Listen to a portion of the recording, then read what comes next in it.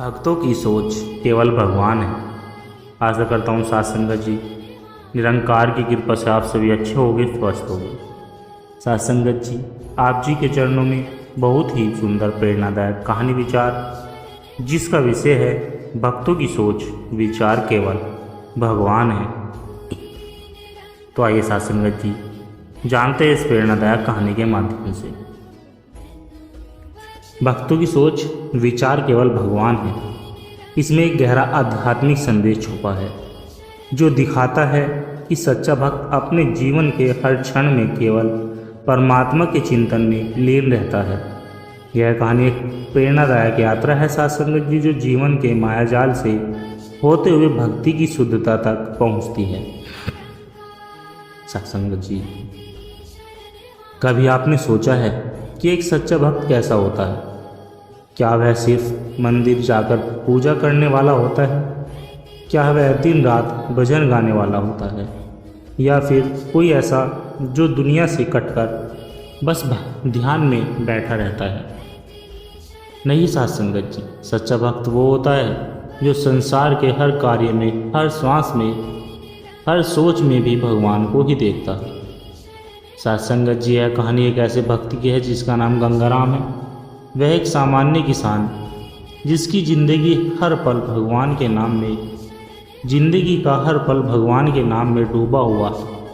लेकिन उसकी भक्ति की परीक्षा तब होती है जब जीवन में ऐसा मोड़ आ जाता है जहां अधिकतर लोग भगवान को छोड़ देते हैं। तो आइए साथ संगत जी सुनते हैं एक ऐसे भक्त की कहानी जिसकी सोच विचार चिंतन सब कुछ केवल और केवल भगवान है। गांव पवित्रपुर में गंगाराम नाम का एक किसान रहता था। वह बहुत ही सीधा साधा इंसान था। दिन भर खेतों में मेहनत करता और शाम को अपने घर के एक कोने में बैठकर भगवान श्री राम का भजन करता।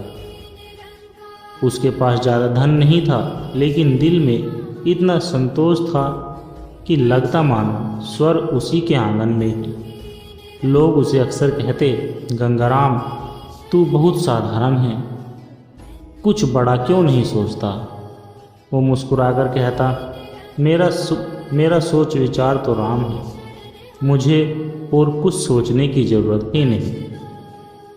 एक साल गांव में भारी सूखा पड़ा। खेत सूख गए, पानी नहीं रहा, जानवर मरने लगे। गांव के लोग परेशान हो गए और गंगाराम से बोले, अब भी भगवान को याद कर रहा है, कुछ नहीं बचा। गंगाराम बोला, अगर खेत सूख गए तो क्या हुआ? मेरी आत्मा में राम का बीज तो अभी भी हरा है। उसने भूखे पेट भी भगवान का भजन नहीं छोड़ा। राजा के सिपाही आए और गांव वालों से कर वसूलने लगे। गंगाराम के पास देने को कुछ नहीं था। सिपाही बोले, या तो गांव छोड़ दो या जेल जाओ।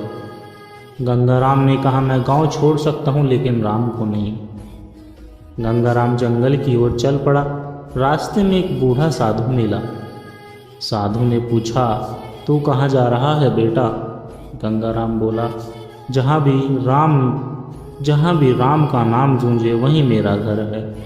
साधु ने मुस्कुराकर कहा, वास्तव में तू भक्त नहीं, चलती फिरती रामायण है। गंगाराम ने जंगल में एक छोटा सा आश्रम बनाया। वहाँ आने वाले हर व्यक्ति को वो पहले भोजन कराता और फिर कहता, अब एक राम नाम बोलो। एक दिन एक व्यापारी आया जो बहुत घमंडी था। उसने कहा, मैं तो सिर्फ खाना खाने आया हूँ, राम नाम मेरा काम नहीं। गंगाराम ने उसे प्रेम से खिलाया और जाते जाते कहा, तू चाहे न बोल, पर तुझे आज जो सच्चा स्वाद मिला है वह राम की कृपा से मिला है। कई महीनों बाद वही व्यापारी फिर आया। इस बार आंखों में आंसू थे। आकर बोला, मुझे माफ़ कर दो, आज मैं समझा कि केवल भोजन ही नहीं, आत्मा को भी भूख होती है, राम नाम की भूख।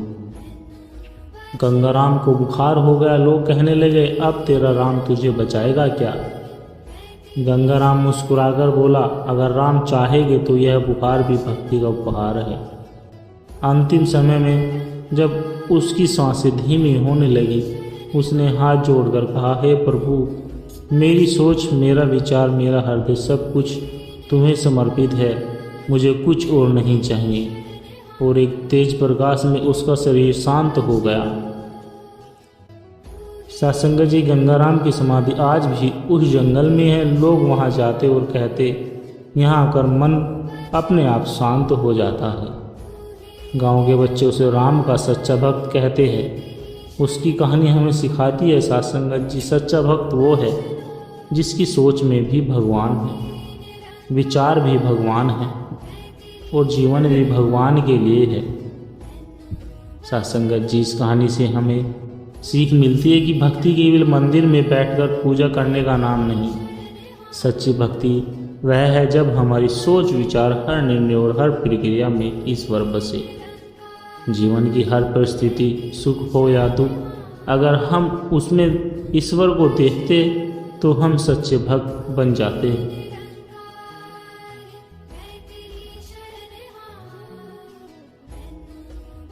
सत्संगत जी,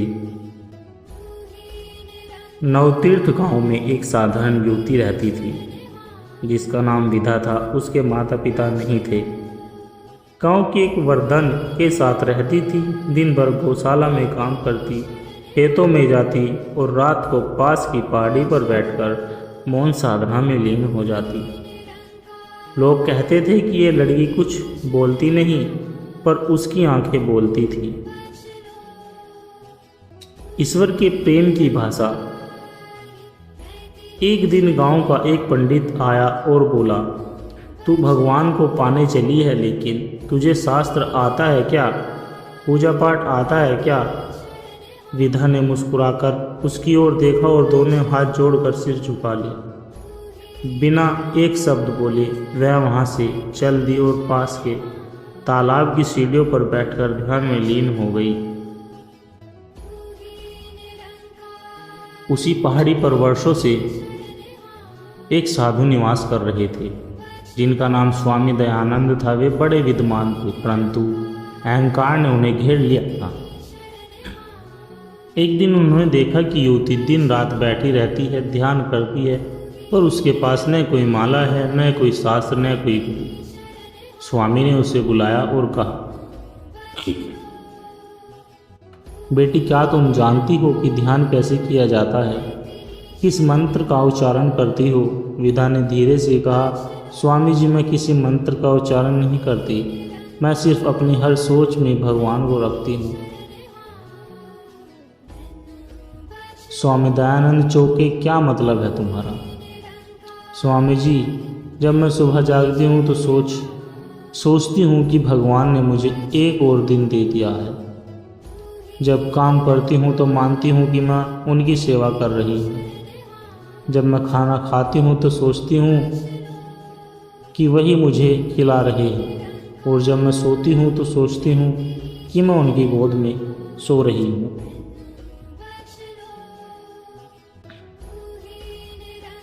मेरे लिए भक्ति कोई प्रक्रिया नहीं बल्कि सोचने का तरीका है। स्वामी मौन हो गए। नगर में एक दिन भयंकर आपदा आई। तेज भूकंप, पानी की बाढ़ और महामारी ने शहर को घेर लिया था। राजा विक्रमार्क घबरा गया। उसने अपने पुरोहितों से उपाय पूछे, यज्ञ करवाए, लेकिन कोई राहत नहीं मिली। राज्य के संतों ने कहा, राजन, जब तक किसी ऐसे भक्त की प्रार्थना नहीं होगी जिसकी सोच में सिर्फ भगवान हो, यह विपत्ति नहीं हटेगी। राजा ने साधुओं से पूछा, ऐसा भक्त कहाँ मिलेगा? स्वामी दयानंद सामने आए और बोले, मिल सकता है। एक युवती है, नाम है विधा। उसकी सोच में कोई छल नहीं, केवल भगवान है। सत्संग। राजा ने डोलियों में बिठाकर विधा को नगर बुलवाया। महल के बीचों बीच सभा लगी। सब विद्वान संत पंडित वहां उपलब्ध हो गए। राजा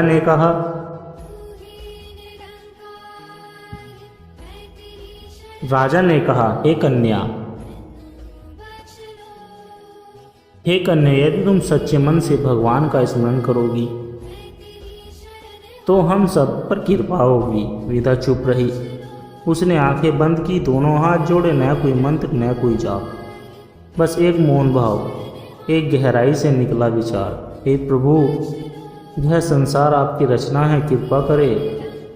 अचानक मैघ पर गरजे, फिर बादल छटे, सूर्य निकला और लोगों को आश्चर्य हुआ, संकट टल गया। सभा में बैठे स्वामी दयानंद की आंखों में आंसू बह निकले। वे बोले, मैंने बरसों तप किए, शास्त्र पढ़े, यज्ञ किए, लेकिन यह कन्या जिसने न तो शास्त्र पढ़े न यज्ञ किए, उसकी एक मौन सोच ने भगवान को प्रसन्न कर दिया। राजा विक्रमासेन ने विधा से पूछा, तुम इतनी बड़ी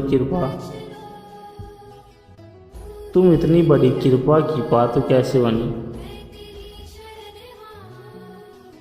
सासंगा जी विधा ने कहा, राजन, मैं जानती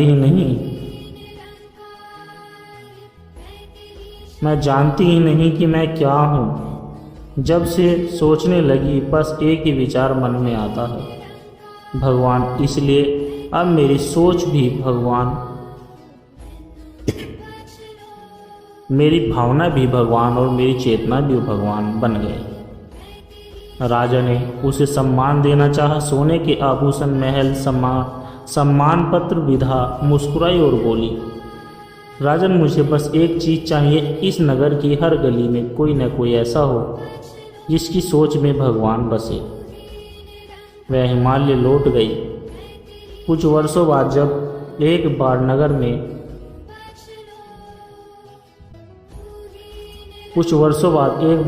में भक्ति आंदोलन फैला तो लोग कहते लगे, यह उस विधा का प्रभाव है जिसकी सोच में भगवान ही भगवान थे।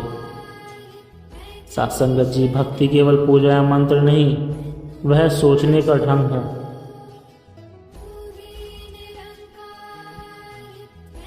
जब मन की हर धड़कन, हर विचार, हर संकल्प में केवल परमात्मा हो, वही सच्ची भक्ति है।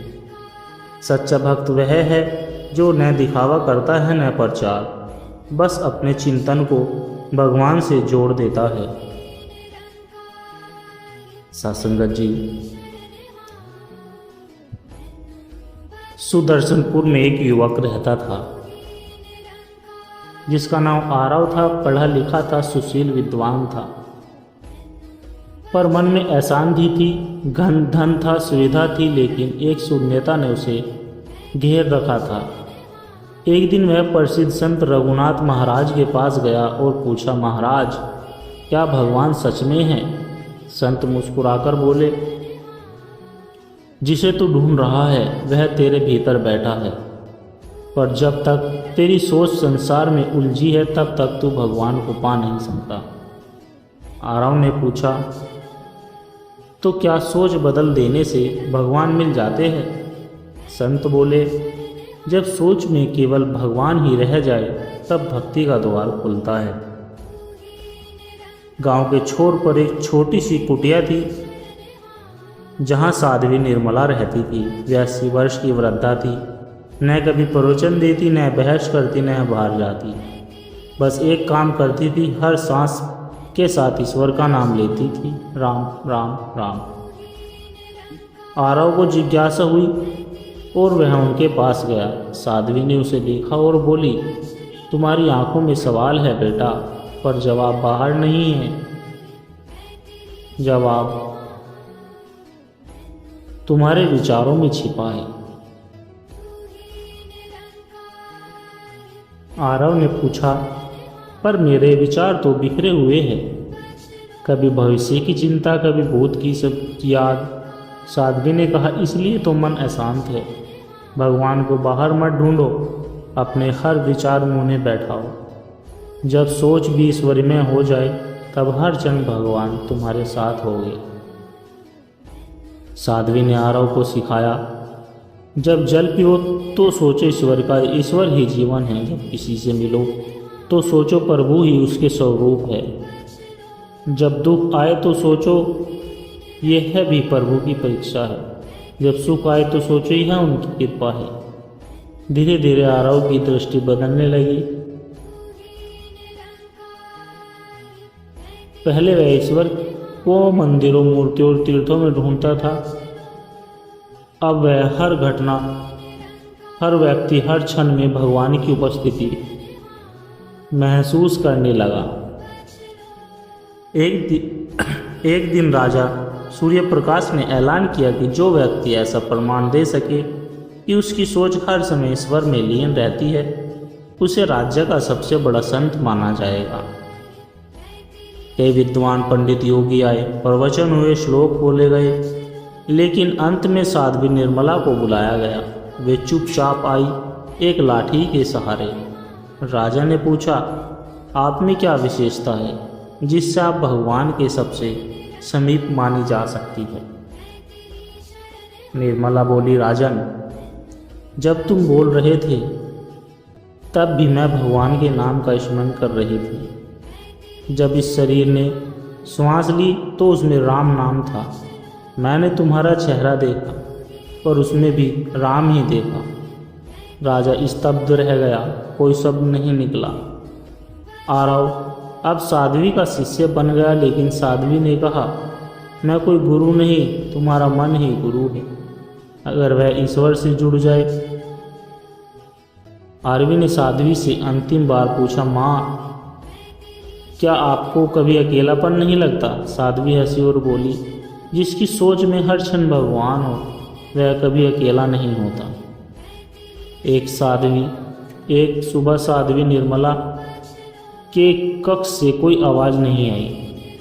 जब आरव अंदर गया तो देखा वह शांत थी, समाधि में थी, शरीर स्थिर था, पर होठों पर हल्की सी मुस्कान थी। एक छोटा सा कागज उनके पास रखा था, उसमें लिखा था, मैं नहीं गई, बस अपने भीतर के भगवान में समा गई हूँ। सत्संगत जी, भक्ति केवल कर्म नहीं, विचारों की अवस्था है। जब सोच में भी सिर्फ भगवान रह जाए तो मन से सारे विकार स्वयं समाप्त हो जाते हैं। मंदिर बाहर नहीं, पर सबसे पवित्र मंदिर अपनी आत्मा है। सत्संगत जी, दास के द्वारा कहे गए प्रेरणादायक कहानी विचार यदि आप जी को अच्छे लगे हो तो वीडियो को लाइक करें, शेयर करें और कमेंट करें। कमेंट में धन निरंकार जी जरूर लिखें सत्संगत जी, और दास को आशीर्वाद दे। हर रोज़ आप जी के चरणों में ऐसी ही प्रेरणादायक कहानी विचार लेकर आता रहूं। और सत्संगत जी दास के चैनल सोना इंस्पायर विचार को भी सब्सक्राइब जरूर कर ले। सत्संगत जी, प्यार से कहना, धन निरंकार जी।